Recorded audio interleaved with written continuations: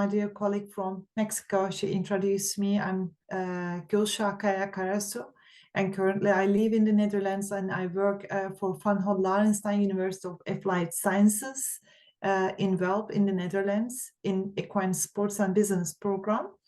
And very welcome to all participants who are willing to listen to my presentations today. So this evening, it's evening at the moment here and afternoon over there. I'm going to talk about dietary transitions towards sustainable horse feeding, because this topic is, I have been working a lot about equine nutrition, but at the moment in last decade, sustainability, it became even more important concern for all around the world because we have some challenges at the moment. So therefore, we have decided to conduct this research study almost 3 years ago, and we have achieved great results, and that I want to share it with you tonight. And first of all, I would like to define the sustainability, because sustainability, according to United Nations, meeting the needs of present without compromising the ability of future generation to meet their own needs. And in 2015, there are some sustainable development goals are announced by the United Nations, and which needs to achieve in 2030s. And as you can see on this image, there are 17 SDGs, Sustainable Development Goals, that needs to be achieved in 2030s. And these are in urgent calls by European Union at the moment. Why this is an urgent call? Because we want, or United Nations wants, the people and also animals to stay without poverty and hunger and safe from the worst effects of climate change and also loss of biodiversity. And the main approach on that with the sustainable development, it was triple bottom line. As you can see these 3 circles on the left side of the screen. We also call them sometimes as 3 Ps, which means that people, planet, and prosperity. These are the things that need to be considered when we talk about sustainability. Why sustainability is that important for us at the moment? Because if we can look at the Earth and the climate change, it's changing every day, and it's impressively and incredibly. And the temperature on a science bed is 18s in early centuries. Compared to 2022, it is now 1.1 Celsius warmer than it was before, which means really high amount. And as you can see on the graph on the right side, every year it's keep on increasing in the Earth, the temperature and also the climate change impacts that we see. But how we may connect this climate change and sustainability, because the biggest on that is greenhouse gases emissions. When we talk about greenhouse gases emissions, main word, the most important word is CO2 emissions and methane emissions. I'm sure that all of you heard about those words. And we hear about them also almost every day in international news as well, because it impacts all around the world. And then if we move from this sustainability and impacts on the earth through the animals and the horses, the science showed us that the livestock industries are responsible approximately 18 to 20% of greenhouse gases emissions. And this includes, we always think about the ruminant is the main responsible animal species. Yes, it is, but this 18 to 20% also includes horses.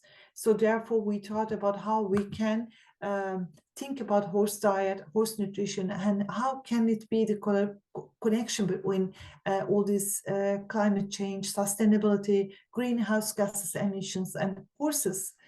And because when we look at how this can be implemented into the sustainability, and we then need to think about practice of feeding of horses and the impact.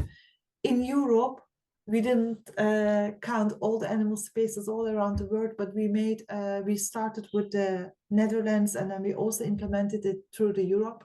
And in Europe, overall, 6 million horses are living. And this is quite a big number of animals. And if you walk around Europe, you can see almost every town has horses. People have horses in their backyards, and they are really, the horses are really in the life. And then when we think about the diet of the horses and horses, how we can implement this, then we need to dive into the diet of the horses, what they are eating, how they are eating, what we can change, or what is not needed to be changed. Basically, like all animal species, the horses are also fed by carbohydrates, proteins, fats, vitamins, minerals, and supplements, a lot of supplements actually. So, and these can be impacted in a variety of different varieties, because major components of horses is the fiber sources, and where this fiber is coming. Horses are grazing animals. They are grazing almost 16 hours per day, or they can graze even all day long. 24 hours they can be kept on the pasture 7 days long. And what are the vitamin mineral supplements are coming, what are the sources for them, and what is going on with the feed industry, feed manufacturers, feed processing, and soya implementation into the horse's diet as a protein sources. So all those questions came up to our mind, and we kept on searching on that. And then we have kind of written this flow chart, which gives us a lot of ideas about horses or horse management.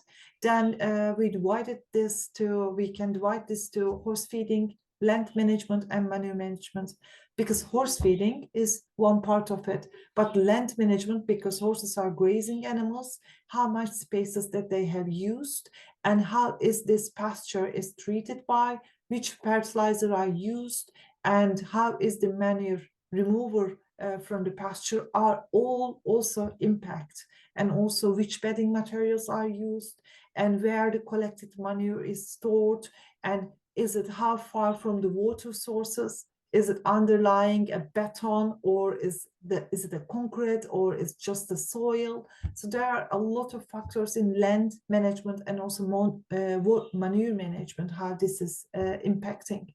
And when we move to the horse feeding part, grazing is one factor, roughage production is another, concentrate feeds like oat, barley, soybean, soya is another factors, supplements production, supplements take, and also packaging production. These all impacts the greenhouse gases emission or global warming potential in a bigger sense. So every factor that you see in here is examined through our study before we came up with this review article.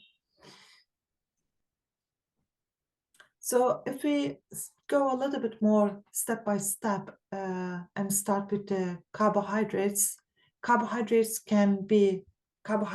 is the feed source or supplement, the carbohydrates that are used in horse feed, either as a forage or either as a concentrate feed, and they can come up as or they can produce methane, CO2 or H2 emissions, depends on how they are used in the diet.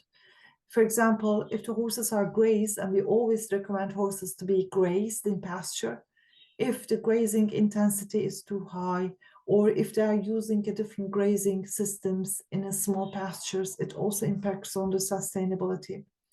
And proteins, which is very important part of the horse's diet, and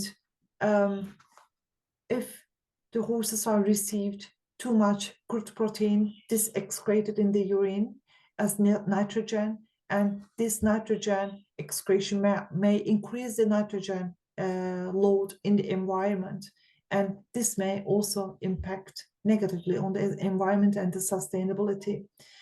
For example, we always think that soybean meal are great sources for horses because it's the quality of the protein or biological value of the amino acid sources are quite high in soy.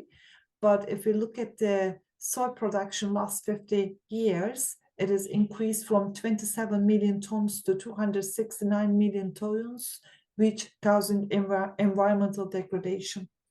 So should we really recommend to use soy products in the horse's diet, or should we recommend to plan or formulate a diet without soy products? Then what are the alternative natural protein sources for horses? So the topic became every step that we look into even more complex, how we are going to solve this puzzle. And further, when we talk about the fats manipulating the fermentative environment, and there are different type of fats that are used on horses' diet, and palm oil is commonly sometimes also used. Should we not allow feed sources for horses that are produce palm oil to use anymore? What should we do? How can we aware the consumers about this? So also fat sources impact.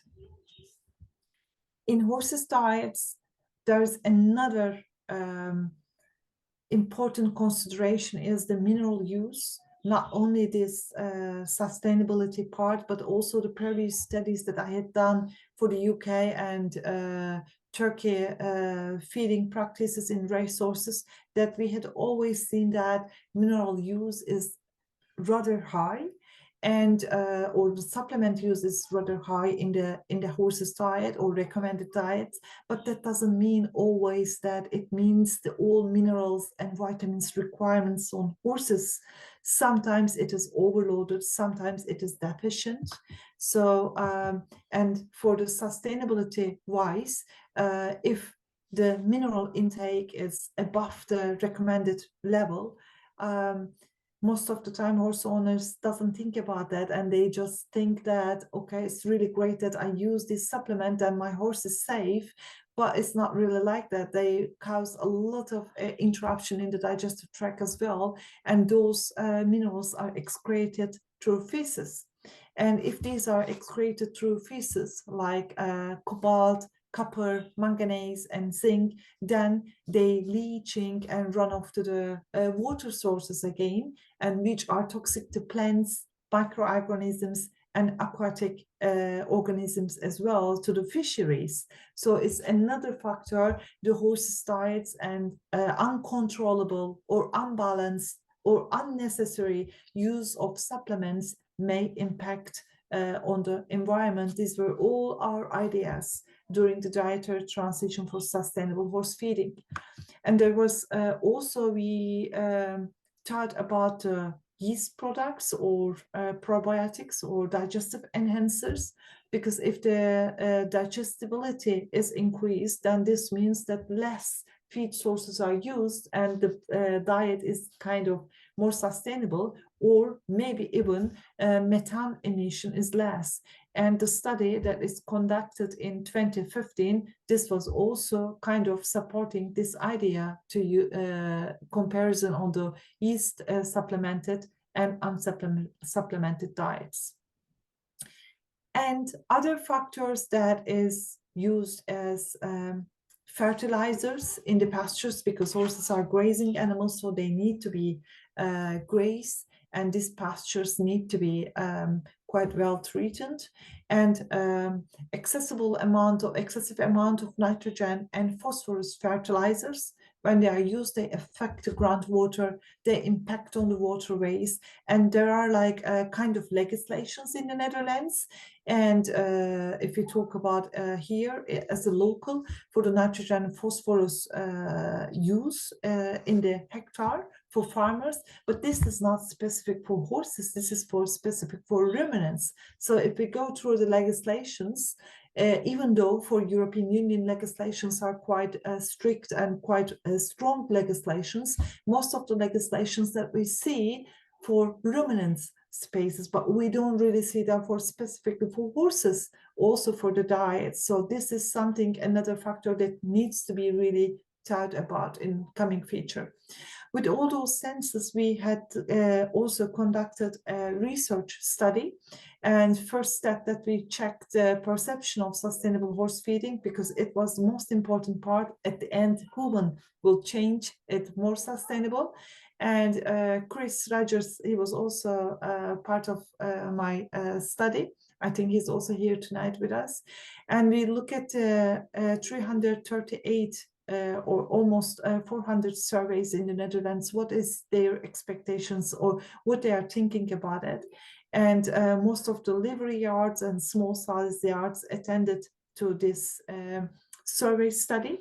And we have seen that the three most frequently associated name or phrases for sustainability for horse owners was low environmental effect, pesticide and herbicide avoidance, or using plastic-free packaging for them.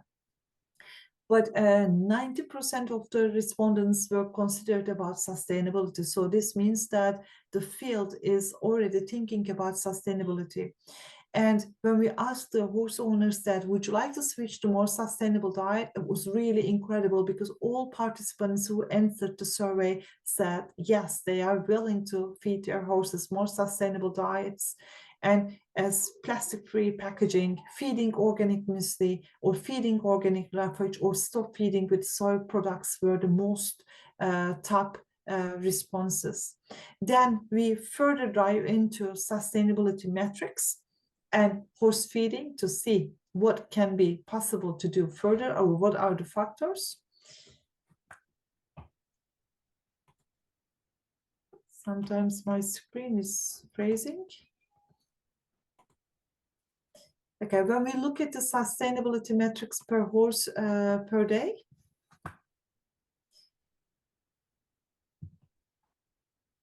we checked for global warming potential, acidification, eutrophication, and freshwater ecotoxicity factors. As you can see, we have calculated everything for forage, concentrates, supplements, and packaging materials, also fertilizers, everything for different metrics of sustainability per horse per day, which were in the study. And this showed us that the global warming potential for total horse was 7.18 kilogram carbon dioxide or CO2 equivalent per day per horse, which is quite high. But when we convert this number, maybe this number doesn't really mean something to you, but when we convert this number, that means that 2.62 metric tons of CO2 equivalent annually per horse. But when we convert this in a broader sense for equine population for 450,000 horses in the Netherlands, this means that 1,179,000 metric tons of CO2 equivalent for the equine population in the Netherlands. And what does this mean? We always talk about car use or flights, CO2 emissions, but this means 714,000 flights from Amsterdam to New York. So it is equal to that. So the impact of CO2 emission came by the horses' diets or horses' feed, current horses' dietary management is quite high than people thought. And we went into other factors as well in the Netherlands for the potential mineral leaching. And we worked with 274 horses in this part of the study. They were 14 years old, so medium age was 8, and most of them were geldings and around 542 kilo with warm bloods. And they had different diets, and we look into their diets one by one, and we calculated their each diet. I'm not going into the each diet's details here, but the study has showed us that they used some of the horses had fed only forage diet, some of them fed foraging only grain diet, and some of them only fed also only commercial diet. But what we see incredible here, even though they fed with commercial diet, as you can see, most of the horses plus the commercial feed, they are still fed by more than 2 supplements per day, which means come back to our opinion at the beginning, or our hypothesis at the beginning, mineral leaching. So we dive into those mineral leaching parts, which can have a high impact on the environment. That is copper, manganese, zinc, and cobalt. And when we look at them, as you can see, almost all of them above more than 1.5, almost more than 50% of the need of the horses, it is higher. So this showed us that, yeah, we really need to consider about supplements in the diet. And further, because of the nitrogen overload can also have a big impact on the environment, we also think about the crude proteins. And when we look at the crude protein intake of these horses, as you can see, the requirement, mean requirement is 924 grams per day, but intake is 2,302 grams per day mean value. And if you look at them gram per kilogram body weight, even though the mean requirement is 2 gram per kilogram, the intake was 4 gram per kilogram body weight. This is really impressive amount that we see on horses' diet. So this means that horses are fed by a lot more than their need for proteins and a lot more than their needs for the trace minerals, which can have a high impact on the environment. And for overall, these numbers also showed us that this can cause quite a huge nitrogen emission, which means that 8.47 kilogram nitrogen potential, which is a lot more than the reference value, is 5 kilogram nitrogen in per kilogram manure. So again, when we take those numbers into the all horses number in the Netherlands, so this showed us that 27.4 metric tons annually nitrogen overload, which is a quite high number again. So all these study results and also the review article that I had written showed us that there is a strong commitment about sustainability, and we really need to consider about overfeeding, consider about protein intakes, consider about mineral supplementation and supplement use and nitrogen emissions, because climate change is really strong and impressive at the moment. And the studies, the research, original article or original research part that showed us that, but we didn't check the economical and operational constraints in this study, but this can be part of the limitations of barriers for the results. So it's always good to mention, I think.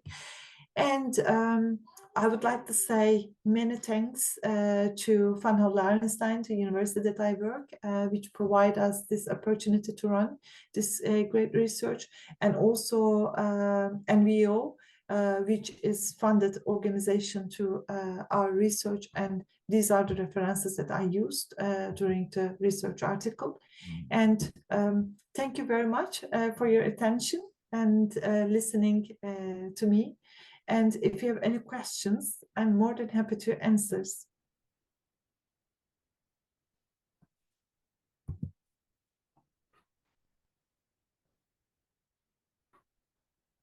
Hola. Hello. Let's see if we are going to start with the questions because we are a little early. But let me invite Mariano. ¿Sí? Vamos a invitar a la doctora Gulsah, así como a la doctora Pearson y a Mariano para la serie de preguntas que podemos dar inicio desde ahora. Necesitamos que, por favor, estas preguntas que vayan a ser tanto para la doctora Gulsah como la doctora Pearson o Mariano, que creo que ya no están por aquí. Vamos a iniciar con preguntas para la doctora Gulsah. Tendremos esta sesión de preguntas y los invitamos a realizarlas a través del chat. Yo tengo una pregunta para la doctora Gulsah. ¿Sí? ¿Cómo se miden las emisiones? Y si lo que medimos es lo correcto. How do you measure emissions? You know, the carbon emissions. and if we're measuring whatever is correct to see. Sorry, I hear you very little, so could you please repeat it? I couldn't hear almost anything. Okay, let me ask you again. Okay, now I hear you. How do we measure emissions? Like, for example, if you're trying to measure the carbon emissions, if we're measuring the right thing. If the question is as a horse owner or as a horse farm, it is at the moment quite difficult for you to measure the CO2 emissions because there's not a really developed tool or practical approach that you can measure it at the moment. But as far as I know, Hartbury University in the UK, I think they were working on that to developed quite practical applications that people can apply on that, but still it's on I think developing phrases. But from our side we did not provide a kind of application tool for the CO2 emissions. But I think as a horse owner, it's always now or in coming 10 years it will be very difficult for you to measure it. So the thing that more focus on the feed companies that needs to be particularly focused on, and probably feed companies will be further thinking about that. But what horse owners can do during the research study, and at the moment I'm also using it on our education, I developed a kind of a traffic light system as red, green, and yellow. So they can look at the current stage of their sustainability. Is it in the red level or is it in the amber level? And to make it more green level, green means that's sustainable. But this traffic light system that I developed is not for only CO2 emissions, is general for to make the diet more, or making the horse feeding management more sustainable. By specifically to measure it only CO2 emissions, I don't think people can do it at the moment by themselves, because during the study that we had done, it was very hard because we implemented every factor into the program. Because there is an eco-invent database, the database that you can use for calculations, and there are special programs that we also use. With all those programs and all those numbers that you add into the tool, then you can get one by one for 1 kilo forage, 1 kilo oat, 1 kilo barley, 1 kilogram hay, and all those factors come together, and then you calculate the CO2 emissions. And some feed manufacturer companies, they also apply on that because they want to produce more sustainable feed sources. But at the moment, for horse owners or horse practice, it is not really easy to make this calculation. Muchas gracias. Tenemos otra pregunta de José Luis Palacios. Dice que en el ciclo de la vida analiza que se puede llevar a cabo. ¿Cómo evaluamos el impacto del ambiente de caballos en los deportes equinos o ecuestres? ¿Cuál sería lo más recomendable para el manejo de excretas o de heces de caballo? O sea, the question is that what would be the most recommended management for equine manure, and also the life cycle analysis being carried out to evaluate the environmental impact of horses in the equestrian sports. Very good question. Thank you very much. And for the equine manure management, I did not represent all the results here, but for the equine manure management, before we come to the equine manure management, the most important thing is to feed the horses with a balanced diet.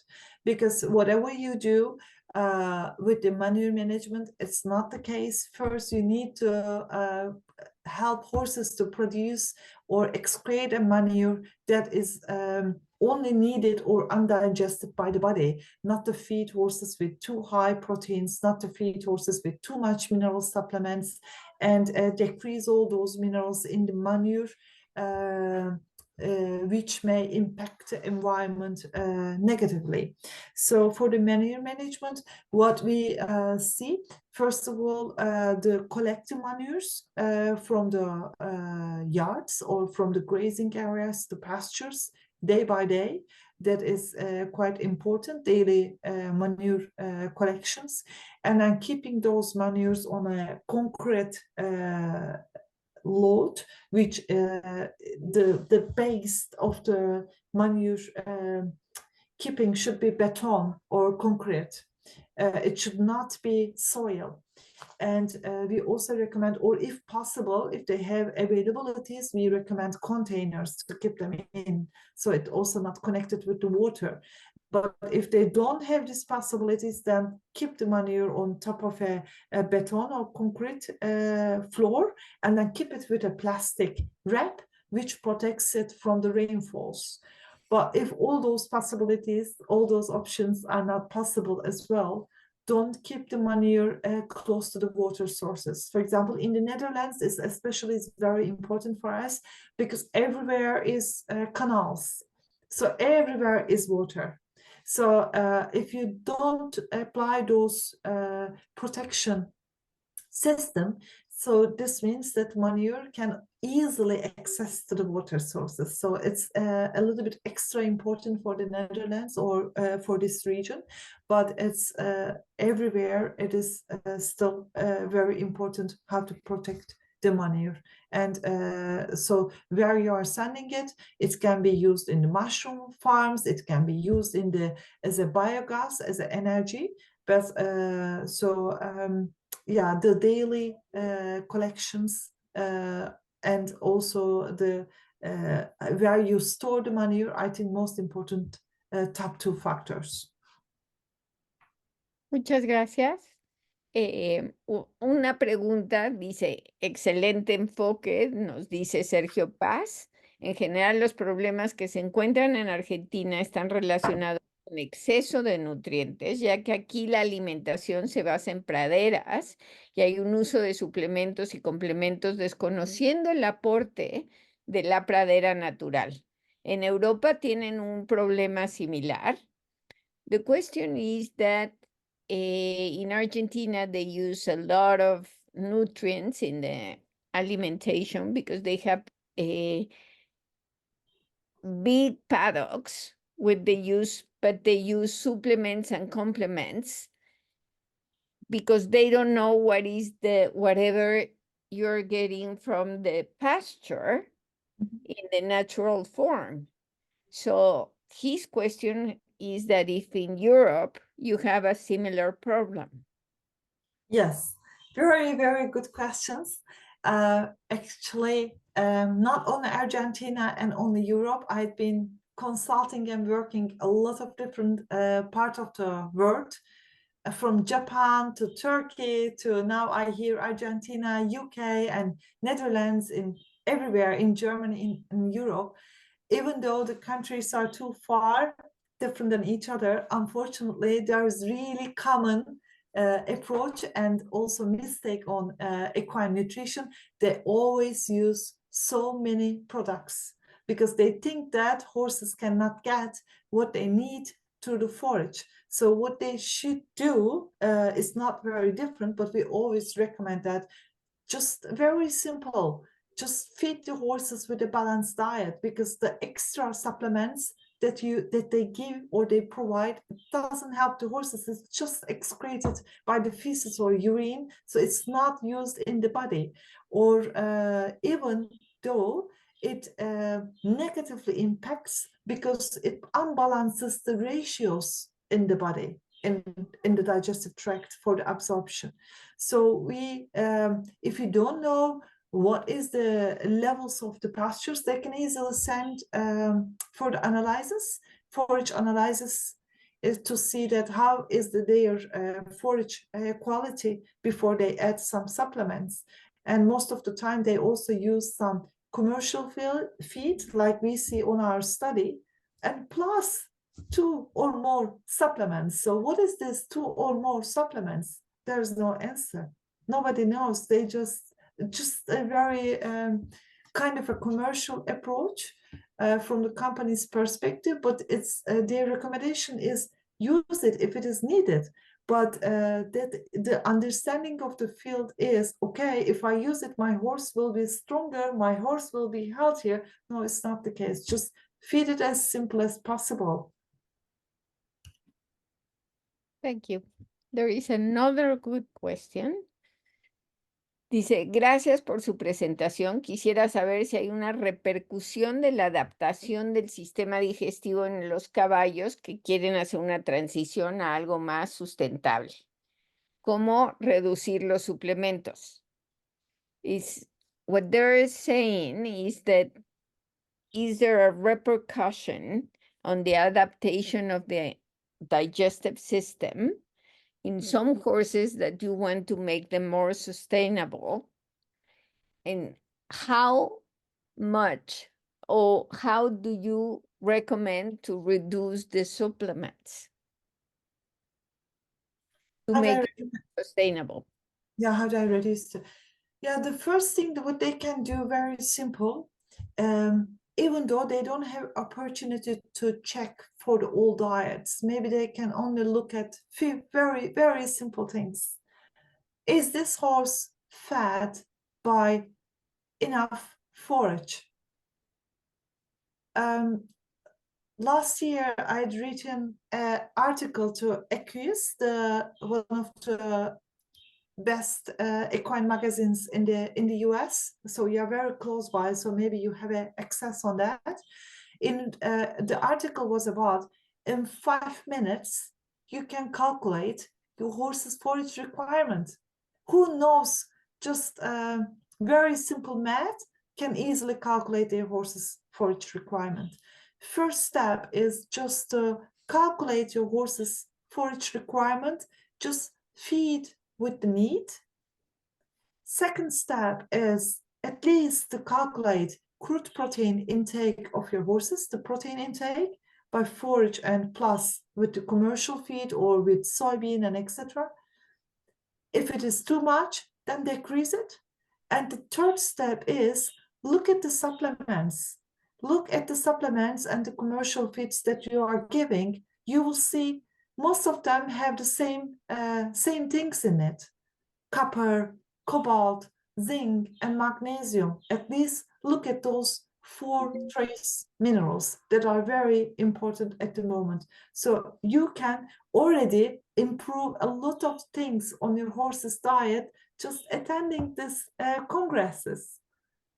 The information that you have received now, I think you can easily apply on it. Just calculate for trace minerals, crude protein intake, and forage intake at least, and think about packaging materials and where you accumulate the manures.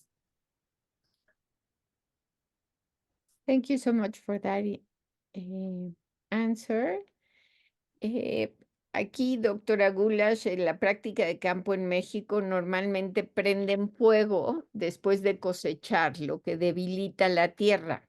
En lo particular, el estiércol de los caballos, donde su alimentación es alta en forraje, lo convierten en humus y se reincorpora a la tierra y las cosechas son muy ricas y se evita el empleo de agroquímicos.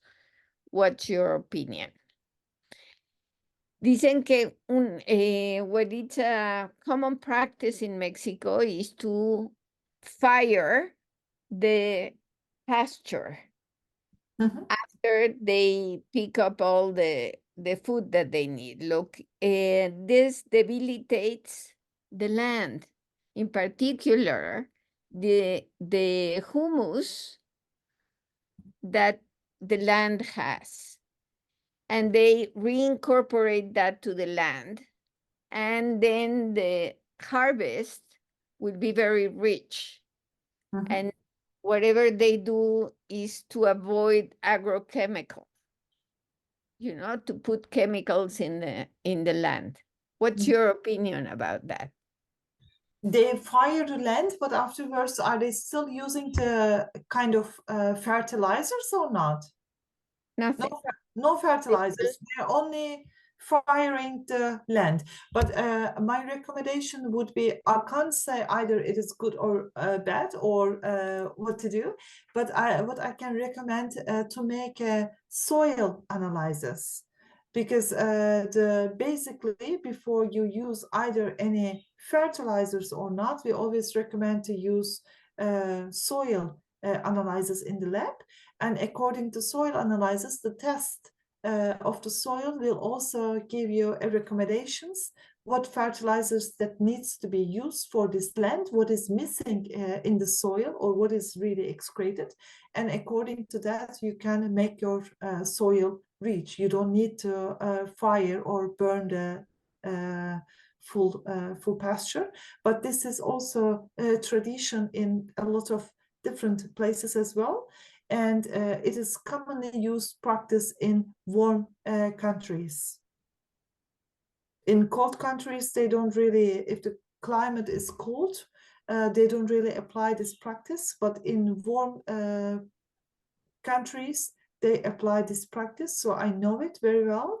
And but my recommendation is just get a soil sample and send it for the soil analysis, rather than burning or firing the lands, which can also cause very negative impacts.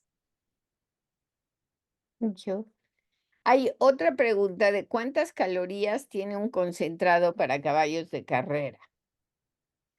How many calories is a concentrate given in a racing horse?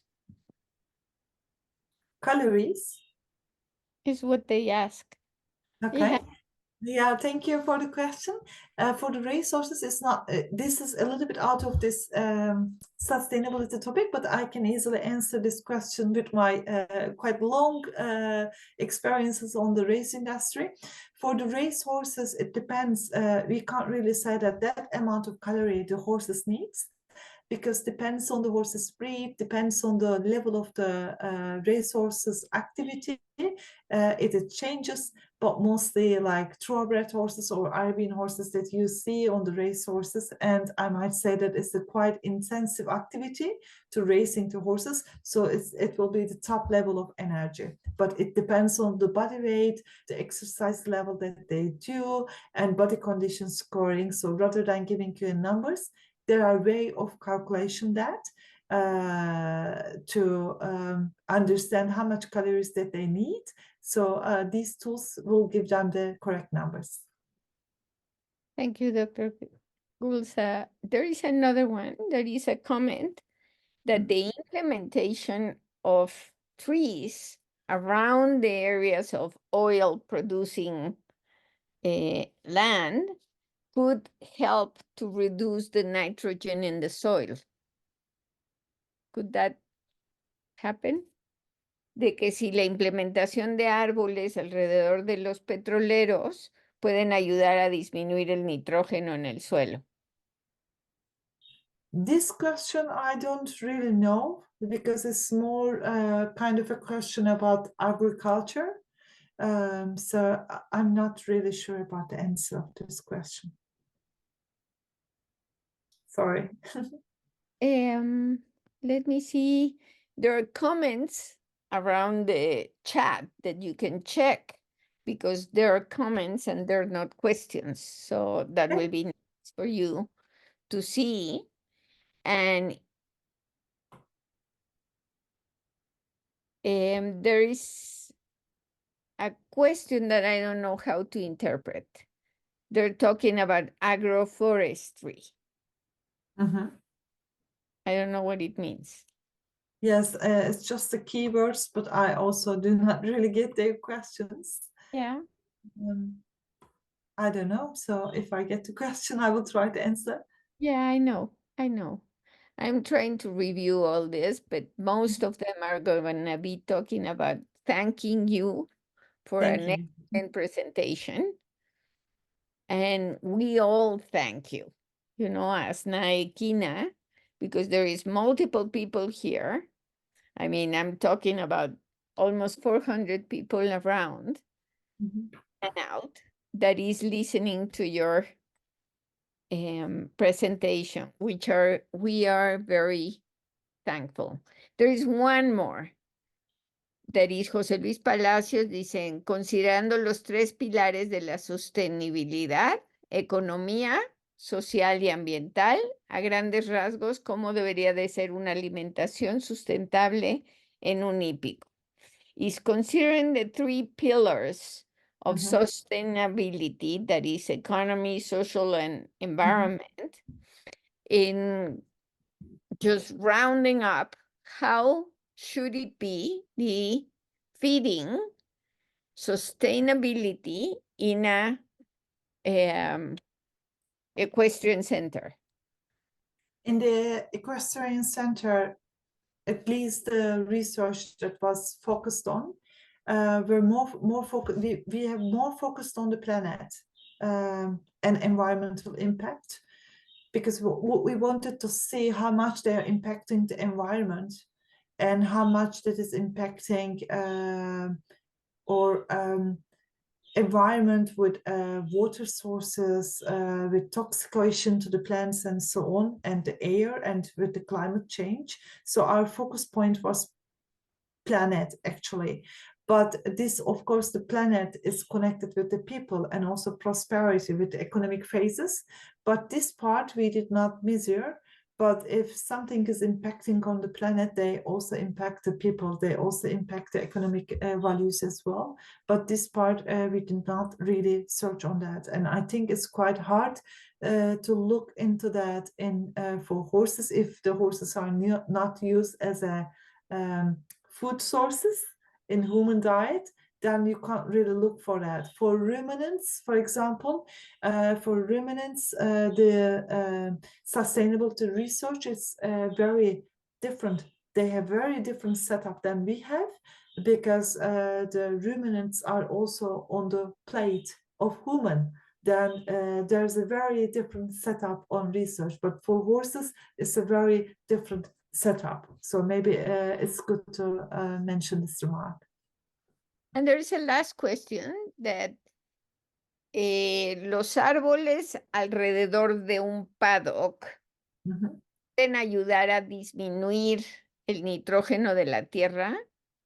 If we have trees around the paddock, can we decrease the nitrogen in the ground? This is depends on the tree type, and also depends on the soil type as well. So I think, even though this is not really my area, it's an agriculture question. So I think the first point is to check the soil. Maybe soil by itself is already high for the nitrogen. Then we don't know. Or maybe the soil by itself is already not really high on the nitrogen. Then you don't really need to consider about that too much. So I think these studies need to be done through different countries and different locations with different setups, and to understand what is high and what is low. And this is what we see over here for Europe. But because of the nutrition wise, for the commercial part, and using how to concentrate and supplements, it's not really very different from country to country. That's my experiences. So the key is to talk about or think about forage, pasture, and soil analysis, because these are the most factors that are alterable through locations. Pues muchísimas gracias. Realmente ha sido maravilloso el tener a la doctora Gulsah aquí con nosotros, porque nos da una perspectiva totalmente diferente. Muchas gracias, doctora Gulsah. Thank you very much. Hasta pronto. Thank you. Have a nice evening or afternoon. Sorry.